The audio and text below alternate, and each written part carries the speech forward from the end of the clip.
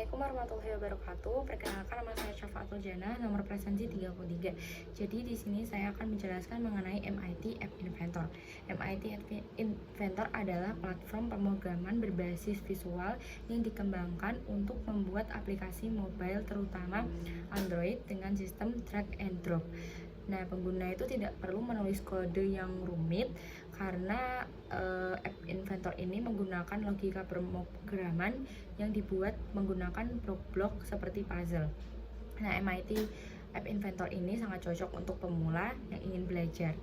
MIT App Inventor berfungsi untuk membuat aplikasi mobile, belajar, dan dasar pemrograman seperti membuat prototipe aplikasi dan memanfaatkan fitur smartphone seperti kamera, GPS, sensor Bluetooth, internet, suara, dan penyimpanan data.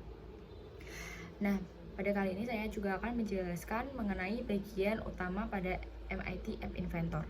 Bagian utamanya itu terbagi menjadi dua, yakni designer dan blocks editor. Designer sendiri adalah tempat untuk membuat tampilan aplikasi atau user interface. Di bagian ini pengguna menyusun komponen seperti tombol, teks, gambar, dan input. Nah, desainer sendiri ini juga punya bagian. Yang pertama ada palet. Palet itu adalah tempat yang berisi berbagai tools atau komponen yang digunakan untuk membuat aplikasi. Nah, komponen di palet sendiri ini juga dibagi menjadi beberapa kategori. Yang pertama ada user interface, yakni digunakan untuk membuat tampilan dan interaksi pengguna. Di dalam user interface sendiri terdapat juga beberapa item seperti yang pertama button, itu untuk membuat tombol yang bisa ditekan, yang fungsinya itu untuk menjalankan perintah seperti ketika diklik, misalkan tombol login atau kirim. Yang kedua itu ada label, atau biasanya tuh untuk menampilkan teks atau informasi pada layar, misalnya judul aplikasi ataupun petunjuk. Yang ketiga ada text box, yakni tempat untuk memasukkan teks ataupun data yang misalnya nama, angka, ataupun alamat dan lain-lainnya. Yang keempat ada password text box, itu hampir mirip sama text box tetapi tulisannya tuh disembunyikan, jadi cocoknya itu kayak untuk password. Nah, yang keenam itu ada list picker, itu untuk membuat pilihan daftar. Jadi misal ada beberapa poin itu mau dipilih yang mana, itu menggunakan list picker. Terus yang ketujuh ada image, yang digunakan untuk menampilkan gambar aplikasi. Yang kedelapan itu ada web viewer, yang digunakan untuk menampilkan halaman website langsung di dalam aplikasi. Terus setelah tadi ada beberapa bagian ini.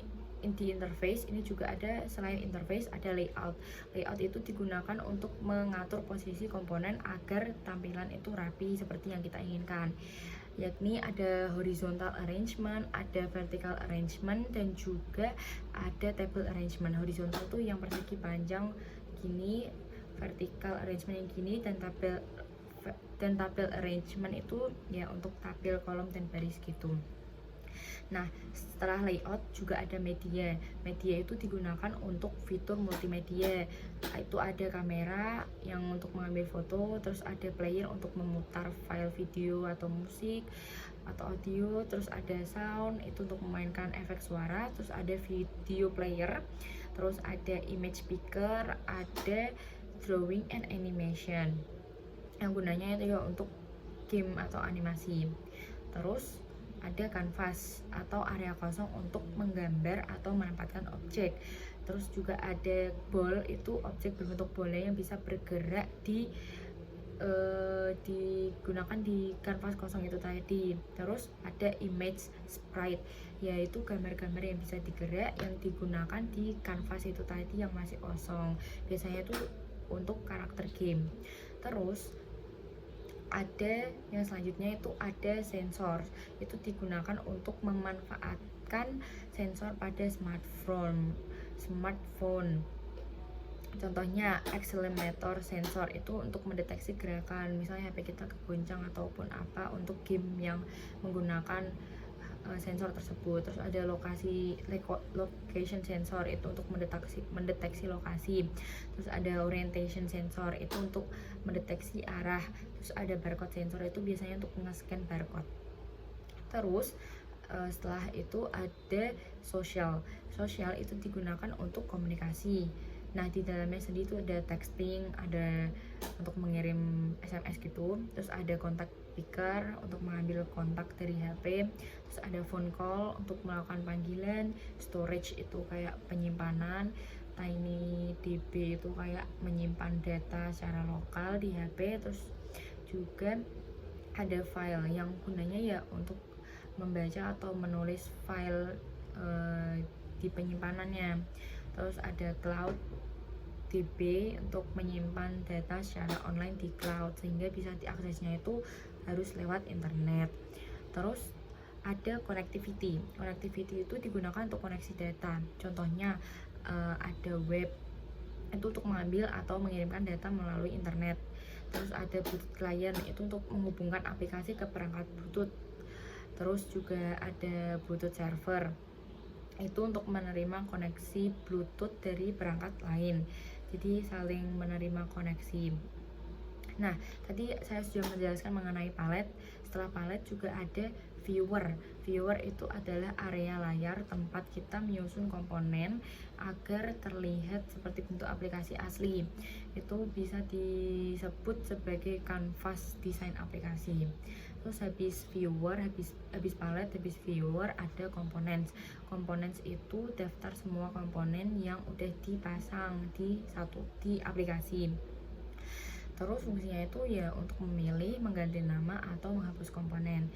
Terus setelah components ada properties, itu sifatnya untuk mengatur atau untuk tempat mengatur sifat ataupun karakteristik komponen seperti teks, warna, ukuran, tinggi, lebar, font, dan lain-lain sebagainya.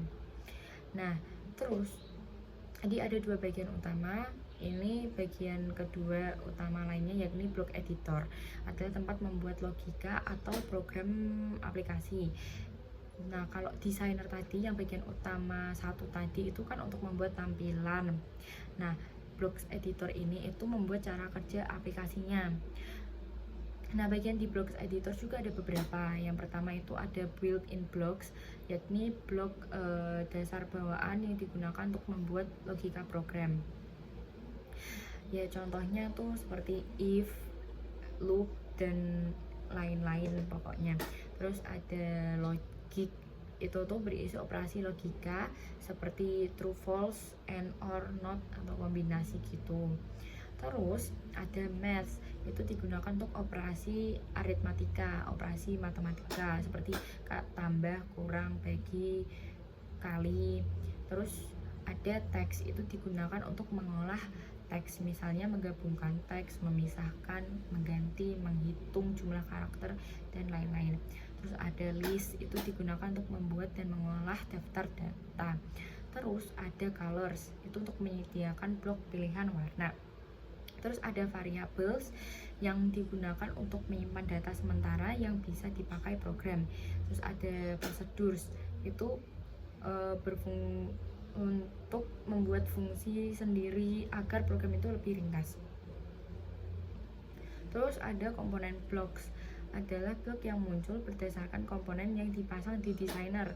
Setiap komponen itu memiliki 3 jenis blok utama.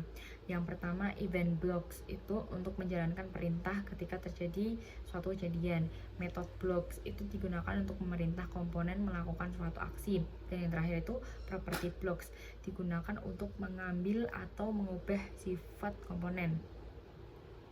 Terus project adalah menu untuk mengelola project aplikasi. Di dalamnya ada fitur membuat project baru, membuka project lama, menyimpan project, mengimpor, dan mengekspor project. Terus ada connect, itu menu untuk menghubungkan project dengan HP agar bisa dicoba langsung. Terus ada pilihannya itu ada companion atau scan QR untuk testing langsung di HP, ada emulator untuk testing lewat komputer, ada USB testing lewat kabel. Terus selanjutnya ada build, itu adalah menu untuk mengubah project menjadi aplikasi yang siap diinstal.